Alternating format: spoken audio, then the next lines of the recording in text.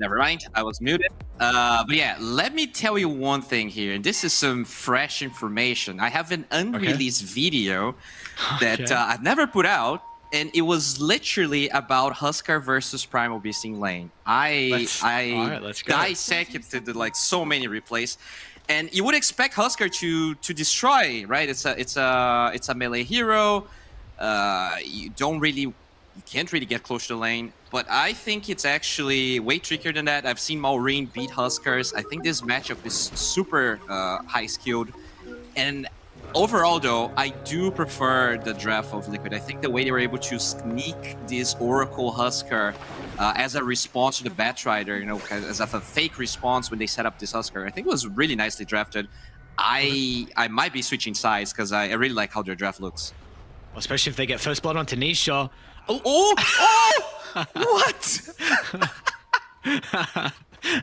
That's awesome. This hero is so clowny, like the way he pushes the heroes around, even the allies. Alright, so we got some time before really crazier stuff happens in the side lane. So dive a little bit more into this Huskar and the Primal Beast lane.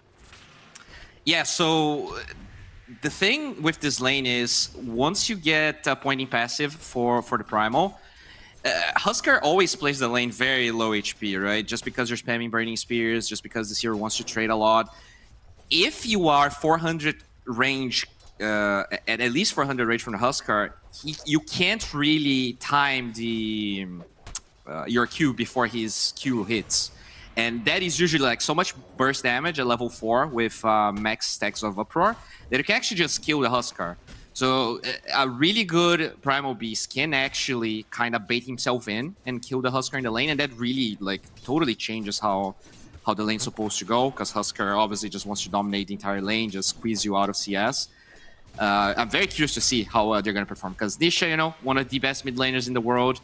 I wouldn't expect him to lose most matchups, but that's not a matchup we see that much. I feel like Primal Beast got he kind of faded away after the hard nerfs, and now he's coming back. So we'll see if Nisha is comfortable with this, because I don't remember seeing him play Huskar that much. Maybe I'm wrong, but would you say that's like a Nisha hero? You definitely, like, when you think of Nisha, you think of other heroes, but he has the capability to play Huskar. He's done it multiple times, but yeah, I'm gonna check again, his... when you think of Nisha, you think others. Yeah, like it's not even in his top 15 here. I'm actually gonna check how many games he has of Huskar, because this might be kind of a new one. So he has one official match of Huskar. Really? And it was a loss. Yeah, it is literally his second official game of Huskar. I got to see. I don't know if I have his memory where it might be more than that, but I mean, we'll go with Dota buff. We'll see. Let's see how he's going to be able to perform on the Huskar. And what about our side lane, sir? You've got a live sealer. We've spoken about this earlier today with the strength of the hero currently up against a lot of the offlane hero pool, with a really strong laning support in the Elder Titan as well. Is this a free lane for TA 2000, and can he even slow down some of the farm that 33 can get? Yeah, it's definitely a really good lane for Lifestealer, but time and time again, that is a really weird path the box is taking here with the creeps. But I feel like Brewmaster almost always squeezes more of the lane than I expect. So I'm not really worried necessarily for 33. It feels like this hero can always get what he wants. But yeah, it is just a really good Lifestealer game. I think, even Milan talked about how the Shard made the matchup better for the Luna. I wouldn't say it's a 50-50, as he said, but it used to be like, I don't know, 70-30. Maybe it's a 60-40 now. But the Lifestealer having a good start definitely helps Quest a lot. It's a very good Lifestealer game. I think the potential to be able to address the Huskar. I think it also then does turn a little bit back on the other way, though. Like, this Huskar hero is not what it used to be, especially with like Scepter and Burning Spears, pure damage in the late game. But before you're able to get to that stage, there is always a threat if the life steal is incredibly farmed about the percent damage from the feast. You're going to have eventually a Scepter from Noob as well, who's actually already rotating top. So this is one of the big advantages that the Primal Beast is able to provide you. If you've got that rough lane potentially that you want to avoid, you can just look to try and make your own plays and assist the side lanes, and Noob does just that. All right, first blood. It's kind of sad. I think if you're mid player, can't even get CS in the lane, he's forced to rotate. He would love to get that first blood, but still a kill is a kill, and Quest is going to be happy with that. But Nisha, 17 and 9. I feel like if you don't get the early kill on the Husker, minute 3, minute 4, then you can't really do it anymore. He's going to get... he probably got a bracer on the Husker as well. Yeah, Mike in some trouble. Has the Lotus. So the Fortune's End from Insania is going to help get some distance away. So Mike's fine. Okay, even gets the raindrops here in Mike. That's going to help a lot.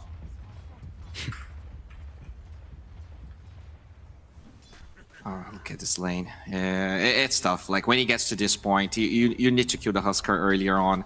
Now, I mean, as you said, Ducalis should go down here. You can rotate with the Primal, but it does feel a bit bad. Like, you don't really get that much out of it. The Huskers, obviously, just free farming. Maybe you can get some stacks. That's not bad either. They have the ET, right? So you can get some medium camp stacks. Primal is not bad at taking it once you get level 5. He's also going to get a bottle refill mid. At least he gets some love from Quest. We are starting to see this bottom lane get a little bit more difficult though for Liquid to play. The double ranged into the very aggressive Centaur Batrider, especially with that second point in Firefly as well. There's a lot of nuke potential between the two, and you're never quite sure on where Noob is, especially now being nighttime, so... Can I have to see where Insania is going to start to drop some vision as well to keep tabs on the Primal Beast rotations? Yeah, I wonder where Boxy goes to. You're going back to the Fountain? Do you think he even considers about going to bottom, or do you still need to play with 33? I think it's... No, they actually might have enough to kill the center, especially if they have intel of the Batrider being away, which right now he is. He wants to fight for the rune and wants to help assist this tower push. You really don't want to get your mid-tier 1 tower down, and the Primal Beast is forced to the base. So you need to have someone here to at least prevent Nisha from getting too much damage in the mid tower. But yeah, this is probably going to be Liquid's rune to take. I don't think they have the resources here on Quest. This Batrider, unless they get really lucky with the side the Batrider chooses. This we're not going to see the Primal picking it up. Does look like Liquid are starting to converge on this tier 1 tower mid lane though. I mean, you do have the power runes ready to go. Nisha leap over onto Omar just to close the distance a little bit on the Primal Beast. Nisha might be in some danger. Boxy, really guys, Avalanche is going to disrupt the combo. And now it's messy under the tower. Insania cleans up the kill onto Omar. And now Noob as well is getting chased down from Boxy. There's a threat of 33 even wrapping over. Yet to have the ultimate for this Brewmaster, so might be lacking some of the damage output required to get the kill onto the Dino. They still feel like they've got it though, especially with Insania nearby. 2 points up for the Purifying Flames, and they'll be rewarded. Some big experience going to go the way of both Boxy and Insania, and 33 as well, almost at the 6 now. Really patient play from Nation there in the mid lane. He held his inner fire for so long and actually gets it at the perfect time when Yon's log was being cast, so he cancels it. They get the kill. They do a fair amount of damage in the mid tower. The supports, as you said, benefiting. Oh, look at that cheeky play from TA2000, but I don't think he's going to get it. Yep. Insania scanned. It was actually perfect timing on the scan. And look at this. I mean, TA2000's been seeing an entire creep wave under the tower, so he actually has to TP back. Okay. Very good read. He even ended up going for the corrosion here, trying to prevent 33 from getting, farm, but he's having a really good game. He's already level 5. The fact that, very similar to the other game that we were casting, the tiny rotating allowed the Brewmaster to get a lot, and you would expect him to be punished, even with this corrosion, but they never really got to kill 33. I mean, they had that one kill, but it was like a Primal Beast rotation minute 3, right? You don't expect that. I like this a lot. I mean, Omar on the Batrider is already cutting the creep wave mid, so... Yeah, you don't have a glyph to defensively protect it. Nisha's still not at the stage where he can even tank the tower as well. So just very minor things, but heads up play from the Batrider to continue to stall out this tower push. That's the best thing he can do right now. Fighting is not a possibility. They finally got Pulverize on Noob, so there might be a chance of a decent fight, but Nisha now with an amplified damage. Oh, he's even TPing, looking for the bat. Do they have the damage? He might be able to TP out. Oh, they're actually going to Stampede. Is there a kill down bottom? Yes, there is. Malik and TA2000 sense a bit of a weakness with Mikke being left alone. Omar is still getting chased down. Life break up in a couple of seconds, but is Nisha going to be able to catch up to him? Doesn't look like it, so... Oh, does Omar just want to die? So I think he just wants. greedy I think he from wants to Omar. die. I don't know. Okay, I think he's okay. yeah. That seemed like a let me just get the full crew wave and die. Dude, bottom tower goes down though, so this is all the space that Omar has made though. You cut 2 waves mid, Yeah. all the attention from Liquid to try and get the tower, leaves Mickey solo, so you get the kill and then that objective as well. Exactly. This bought so much time for Noob. He's already level 7.5. He finished his phase boots, has a wind lace. He can actually fight. This is all Primal Beast really needs in the early stages of the game, and that's all due to the Batrider. They even killed Luna because of it, got the tower, as you said. Quest, in all things considered, with that Huskar last pick, in a solid position. And also, still no level 6 on the Oracle. I wouldn't be surprised if they try to defend this Mitron tower. It's so important in these early stages. Yeah, unfortunately, they're 250 gold away for the Blink Dagger on Malik. If you had this one completed, then I feel like that definitely would be a route you're looking to take to defend the tower. But obviously not fast enough, so the tower will go down. And now this is going to free them up. I mean, we already see Nisha and Boxy starting to swing to top, where you do, of course, having going 33 going for this Radiance. How do you feel about the Radiance build? I know 33 really likes it, like with Brown Boots, Bracer into Radiance. Are you a fan of it as well? I am. Like, if you don't get either Radiance or Midas, this here just falls off. He doesn't have the farming capabilities. You really need something. And in terms, I think Radiance not only works as a farming item, but it's a really good way to have reliable damage in the fight. So, in general, I'm a fan. Now, they are going pretty deep here. Tiny with that ward, Boxy. But I don't think he can really... I'm not really sure what he's doing besides scouting. They saw Malik as soon as he smoked onto the ward. That's going to actually enable Nisha to TP out. And looks like Insania's... Let's see, he was starting to move right to pop the smoke. Very close to the tier 1 tower. Liquid are going to be able to react. It's a great placement of the flame break. But still, Noob commits in and Insania's not even dead just yet. And now 33 is ready to go with the Primal Split. Is he going to be able to stop the TP fast enough? He will. Nicely done, and this is all set up thanks to the vision from Liquid. And 33 still hunting Omar as well.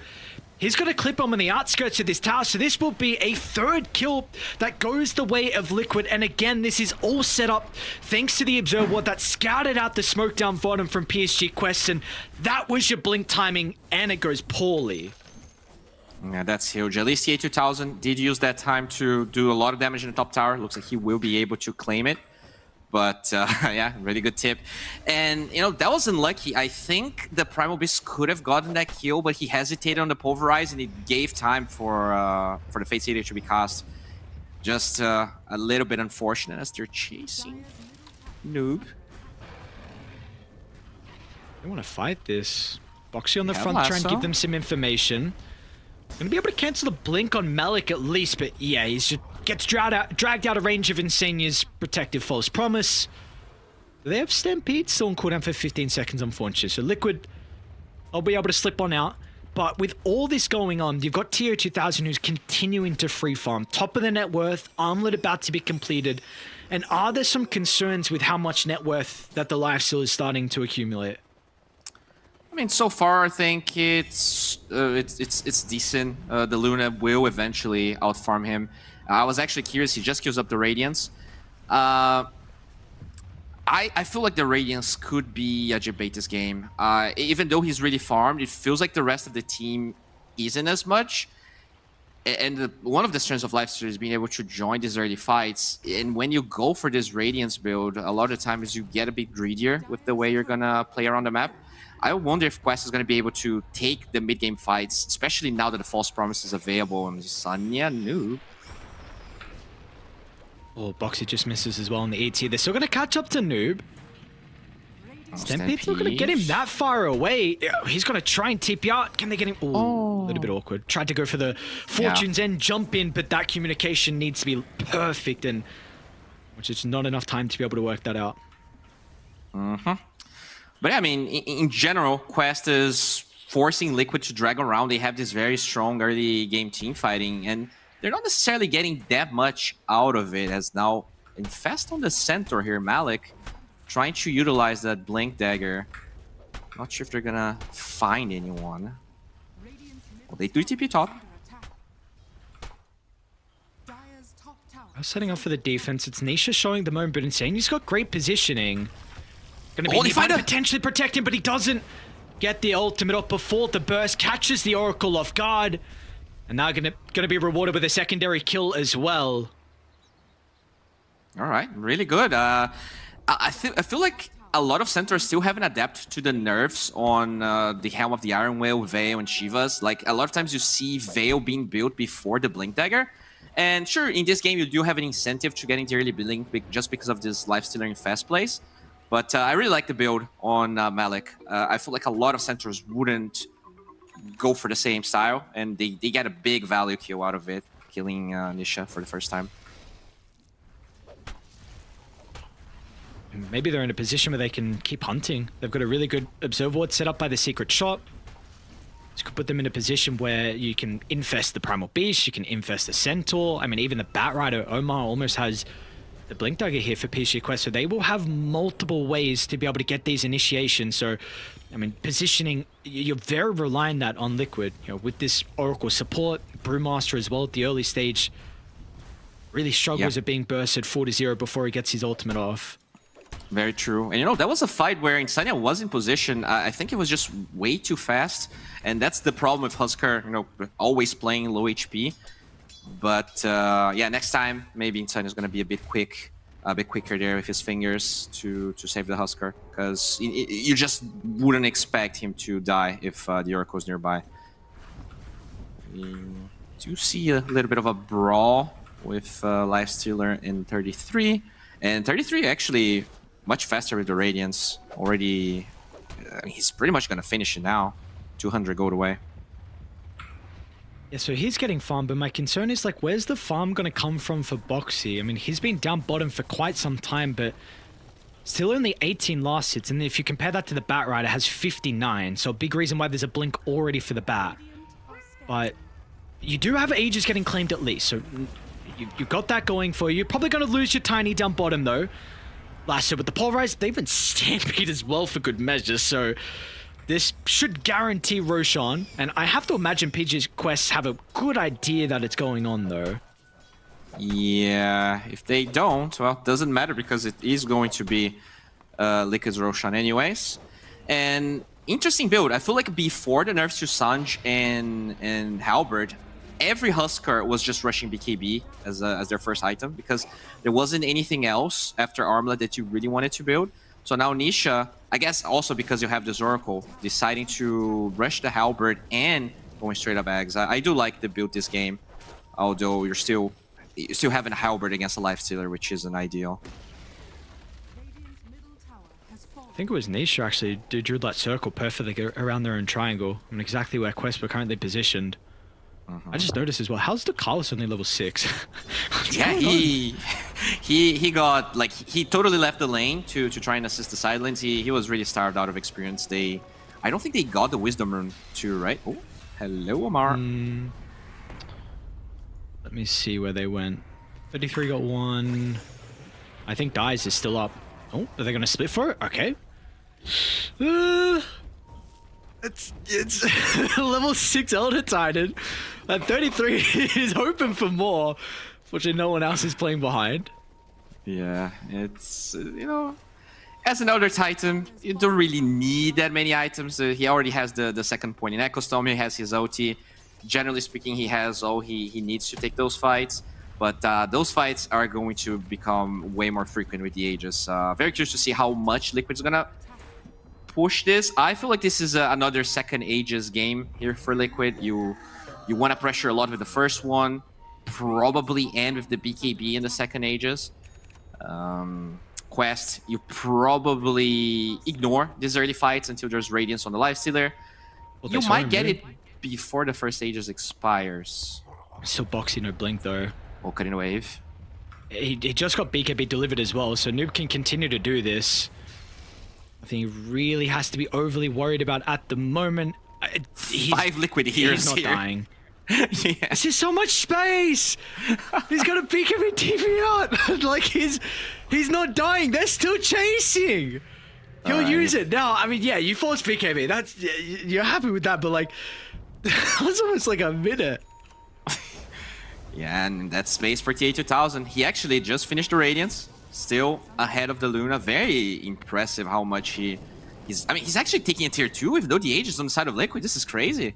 Yeah, because I mean, we just saw what the Primal did. The Batrider just did the same thing with cutting that bottom wave. They are desperately requiring this blink on Boxy at the moment. The catch and control from Liquid is very lacking. There we go. TP is out. Kind of close for comfort, but still had the rage duration there. Honestly, I'm very impressed with Quests. They didn't really suffer that much because of the Huskar last pick. They are just cutting waves and dragging Liquid around. As you said, the Blink Dagger lacking on Boxy makes... Even though Liquid kind of wants to pressure, they just don't have the heroes for it. Oh, they find Boxy. He did get a Blink Dagger though. Okay, he got the creep wave with the combo at least before he died, but again, I mean, they're getting absolutely nothing out of the Aegis. I'm so impressed from PG's Quest and how they're playing this game. Just the complete stall of the map, waste this Aegis. And really the big question then is like, do we feel this Huskar is going to have impact as this game goes on? Because he's definitely a hero that needs to play from ahead.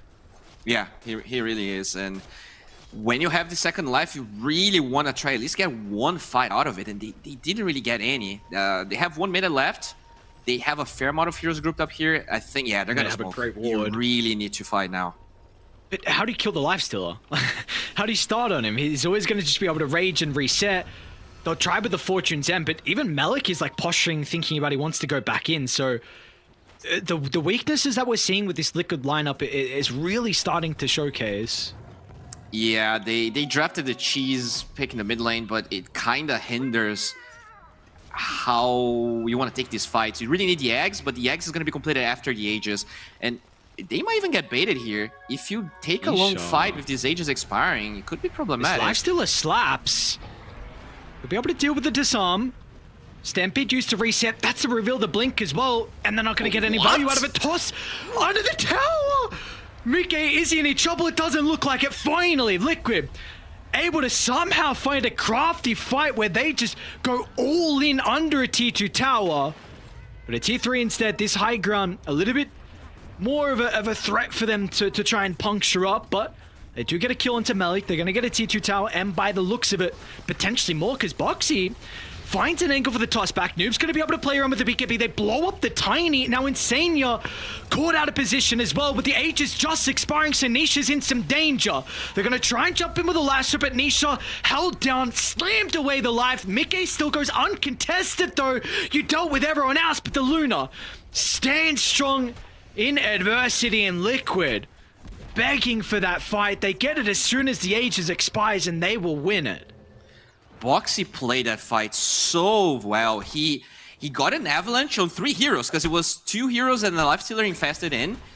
They were about to surprise them with the Aegis expiring. If Boxy doesn't get that avalanche and warns everyone of the presence of Quest, I'm pretty sure they could have taken an amazing fight. Yeah, you killed a Huskar, but still, Liquid is happy with the ending. You take the tier 2, you get a kill. Now TA2000.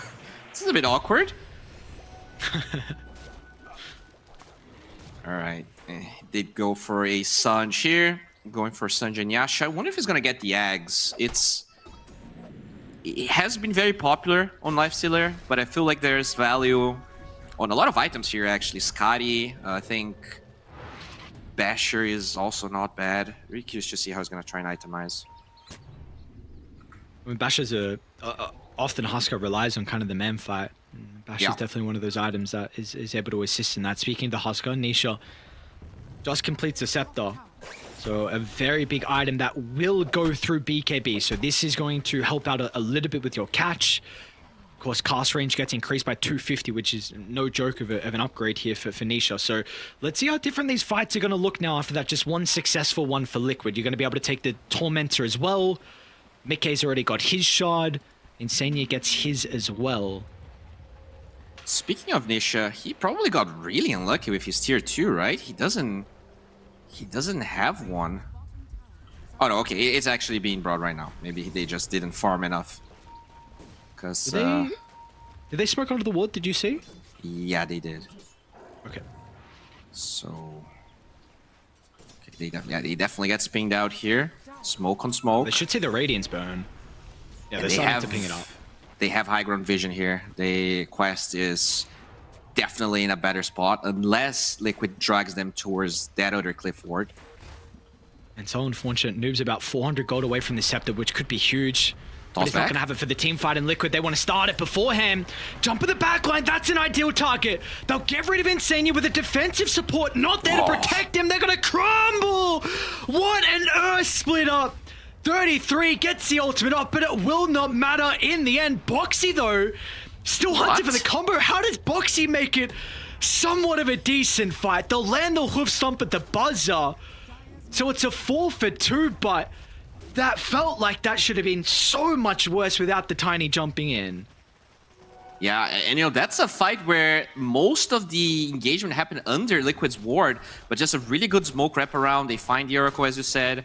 I think baiting the initiation on the Primal Beast was a bit too greedy. He didn't get the toss back, but then he at least redeemed himself, as you said, gets that double Q in the end. I think Boxy, despite the fact his Blink Dagger came so late, still having a lot of impact this game. Really intrigued though how different this game starts to look with the Scepter on the Primal Beast. Like sometimes we see this maybe like fourth item, really. Sometimes third if it's like an incredible game, but the fact he's gone for it already, I mean, Luna's going to have effect. The Husker, I suppose even the Brewmaster as well, right? So yeah, it's a really good game. You're going to have to rely on the Oracle dispelling you or that BKB, but he's really far away. And he even has Lincoln skilled up. Not an item you see at all on Husker, but against Batrider, things definitely get tougher. Because either Oracle already has a Nader Lens going for a Blink. This might be the answer. But even still, we'll see if he's going to get the Lincoln Sphere. Okay, no, he did commit for the BKB. Nice use of the Light Collector to cut some trees down, and if he didn't, he would have got clipped by the charge, and now Liquid have been able to react in time. Lasso committed onto the Tiny. Primal Split still cooldown for another 20 seconds, so but the heal from Insane, we see how different a fight's able to look, but the Oracle's still alive. And now once they can enter inside the river, that was not the team fight that Dyer was hoping for. Noob's going to be able to BKB charge away, but it's just so much different when this Oracle is able to spellcast in 33. He's still chasing down the Lifestealer. I mean, Rage is back up.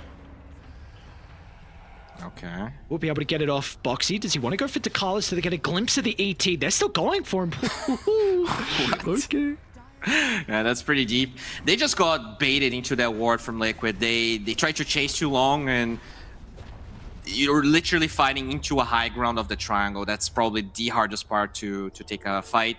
I also feel like Lifestealer got tossed as he disinfested his ally, so he couldn't really pop Rage instantly. It was really lucky for Boxy, and the fight just developed into... It's actually kind of lucky they only lost the Centaur. It looked like it could have been much worse for Quest. They know this Roche is going on, and without a doubt, they're going to be able to contest it with Primal Split down. This could be very scary for Radiant. Probably going to be fast enough, though. Here in time, yeah. They're too late, even with the Roar. You can still take a good fight, right? There is no Eclipse and there is no split. This is still an advantageous fight if you have the right initiation. They know, though. Oh, they have the high ground. This is good. Oh, that's so scary. Mickey, what a timing on the beam. Meta The backline again. Lasso. They'll find the Oracle. That's the prime target. Get rid of the support. Now look for the cause next, but you're still taking the team fight into the ages, and Mickey pops the cheese at the last second.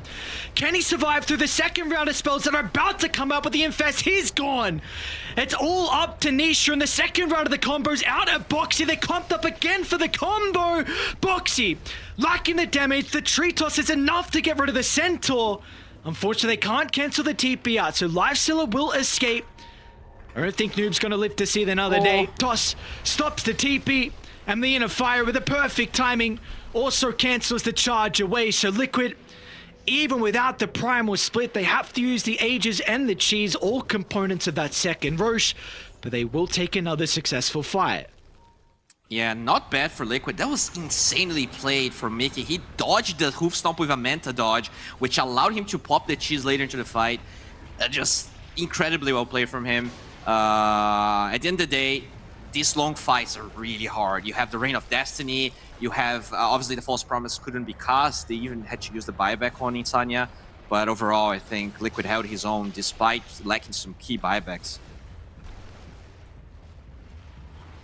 And we're getting quite blessed with his last 2 games of the night. I mean, Mao's taking a bit of a thriller against Spirit. I mean, it was very even for a decent portion of it. Then Mao's really started to come out on top. And this one, I mean, we're having some incredible team fights so far. And even with this 5,000 net worth lead, though, like, PSG quests don't feel out of it. You just get a big item out of the Lifestealer. You know, Scepter now completed here for him, level 20. And that was that big item you were maybe asking for from tier 2000. He finally got it, having the disarm on the... It's a great way. It's, in a way, also a counter to the Husker, because you can infest an ally from further away, so you drag the Husker into your team. Actually, I wonder how that works, if it disjoints as you infest someone instantly, or if you still go all the way to the infested target. Is the infest talent at 20 usually what they go for? I'm actually not sure. Not really. Not really. At least from what I've seen, I think you usually get the Go Frenzies low more often. But I mean, this is a game where you have some pretty tanky boys, right? So that percentage definitely is interesting. This what I think got a glimpse of Noob.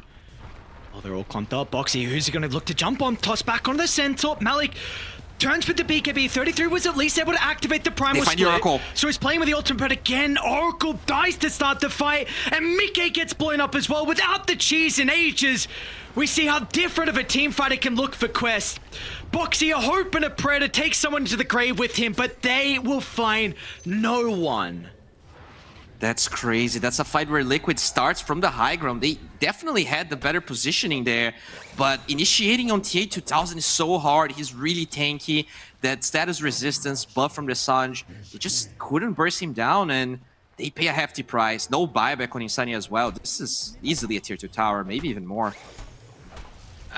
This Batrider is doing so much inside the fights. Omar has had an exceptional game. I don't care about the KDA. I think he was a big reason why they're able to stall out a lot of the pushes around the mid lane. And we've seen every single fight he's jumping and catching Insania in the back line. And I mean, it's going to help a little bit with 33 having gems. So your vision game and your positioning is slightly easier. But he's probably asking like Boxy to somehow find the Batrider. But we're just...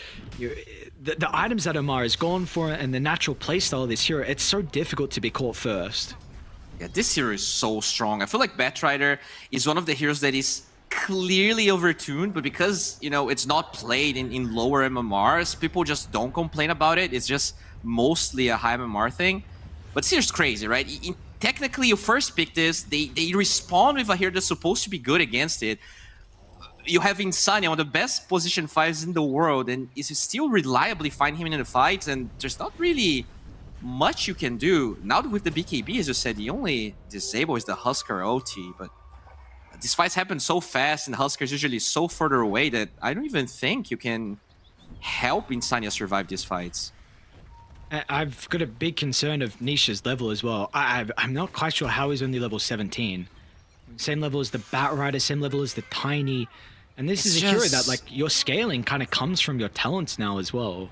Yeah, this hero relies on leveling up from fights because he's really slow, right? You don't really go from camp to camp really fast. You have this Luna shoving all the waves. You have this Manta Brewmaster shoving up the other one. So the only way I think you kind of can keep up in farm is what Quinn used to do on Husker. He often buys travels very early so that you can, you know, at least find yourself some farm. In this position, you know, I'm not surprised Nish is this low. Like, he barely gets to see waves. So where does the scaling come from then for Liquid? How concerned are we with this 4,000 deficit? I mean, it's the brew, and I understand that's how 33 plays. I wonder if, like, I understand that you get a lot of farm from having this Manta, from shoving the waves. I don't know if this net worth really gives you an advantage in the fights, though, because these splits, you know, they are useful, very useful in the early stages. But later on, it feels like, especially the BKBs that they are acquiring, even the center having one, who are you actually lifting? Only Ducalis is the target you're going to be able to find. So how does he itemize then, if it's not for the splits? Because often we see something like a refresher for the Brewmaster, which can be a bit of a sieging, and so you do always have Primal Split in the team fights. Maybe you can go BKB and just try and gear towards a right-click build, but he also got the Brilliant Health talent at 20, so it's not like he's even getting the talents for that.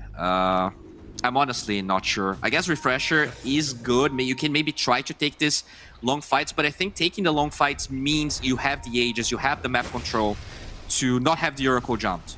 Because if it's Quest actually getting the jumps, or if the Oracle is being jumped, you're never going to get the long fight you want, because you will be able to burst through Nisha. We do have this game starting to slow down a little bit. Roshan potentially up in a minute.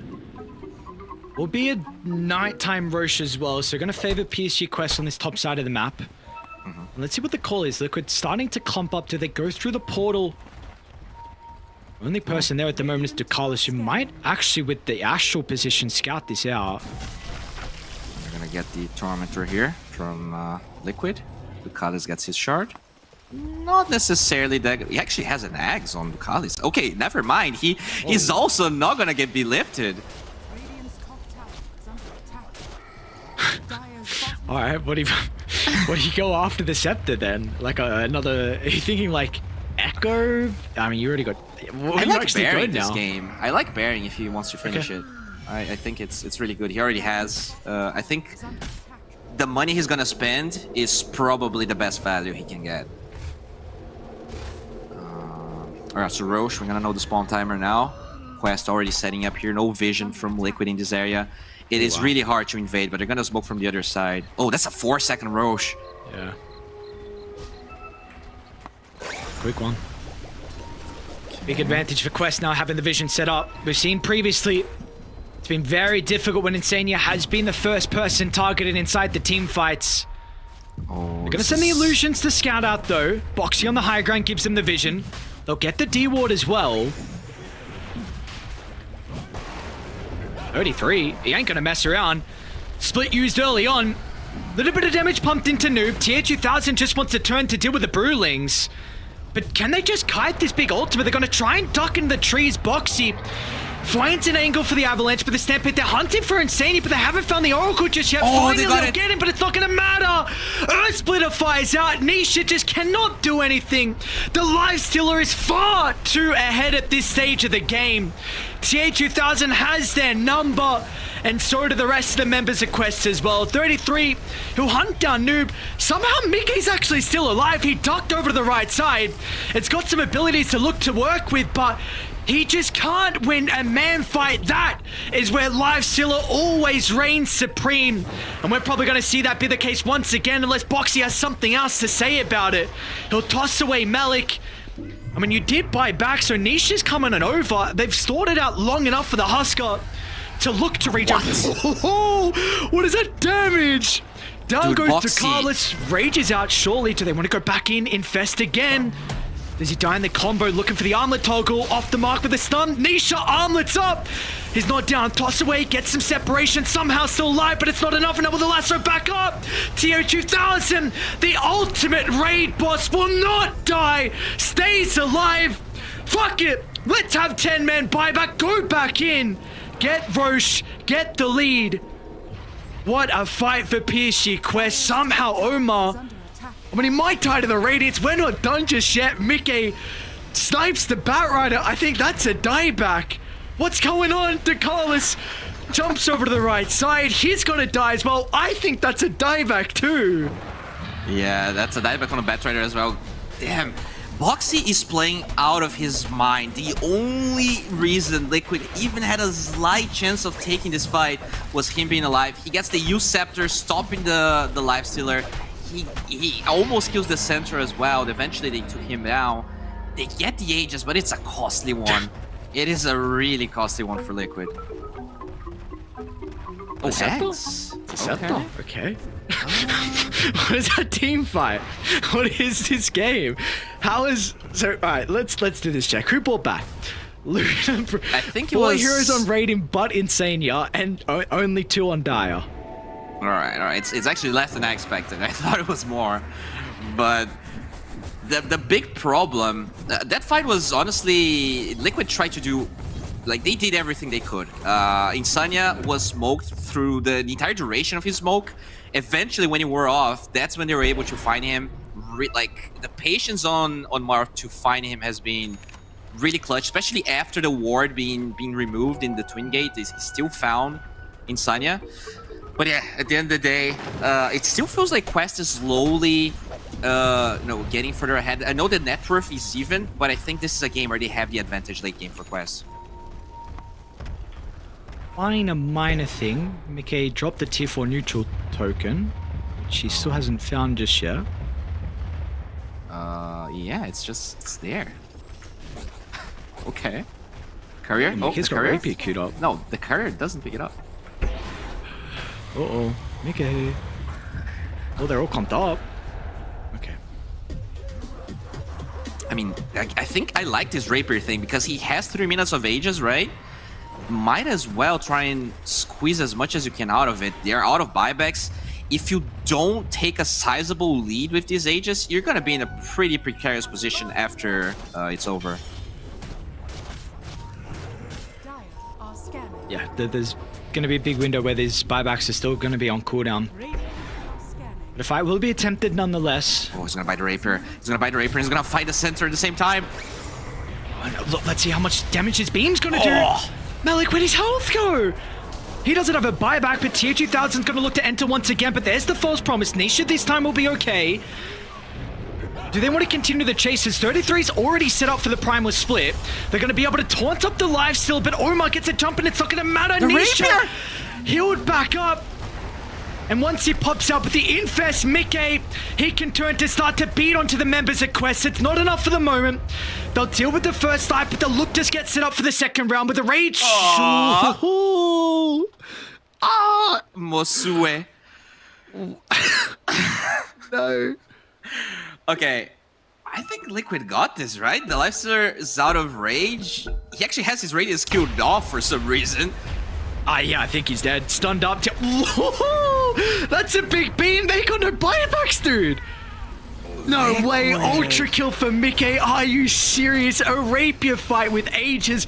A messy pause. It doesn't matter. They can walk it down and they might say... All right, there's a tier 2 mid. So you either get only one lane of barracks, or you try to squeeze for tier 4s, maybe? Ooh, that's risky. Okay, I mean, they have no buys. 4 minutes on Mickey's buyback. They're doing it. Yeah, they're gonna try. Against an ET, this is not easy. Oh my god, they're going for throne. Liquid. Oh, like you said, it's not easy with the ET. You can have Center in 5 seconds, Batrider 2. I don't know if they can. 50 seconds on the Lifestealer, though. This is too long. Can they defend 4v5?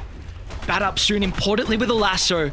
They can potentially reforce one back inside the base. Noob's already angling around to find the supports. There's cheese and false promise on Mickey. There's no way he dies. It's way too much. And they're going to use the false promise early on just to cover him in case they have the damage to blow him up, but it's not to be. Liquid, they only need a couple fights. And in the end, they're going to be able to send Quest down to the losers series.